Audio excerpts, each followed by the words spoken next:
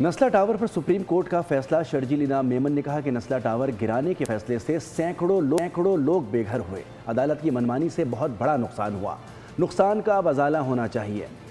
M Q M رہنما فاروق ستار بولے کہ عدالت نے فیصلے سے نسلا ٹاور کے رہائشی بے موت مارے گئے۔ عدالت نقصان کے ازالے کے احکامات بھی دے، صوبائی حکومت بھی معافی مانگے۔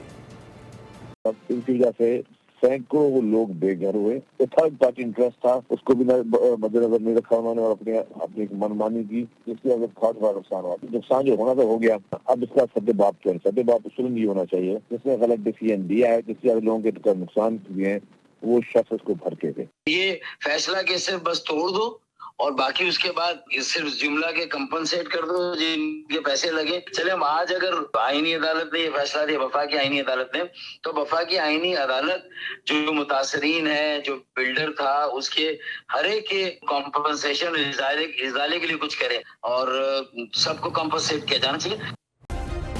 سبسکرائب کریں اور بیل دبائیں تاکہ کوئی خبر رہ نہ جائے۔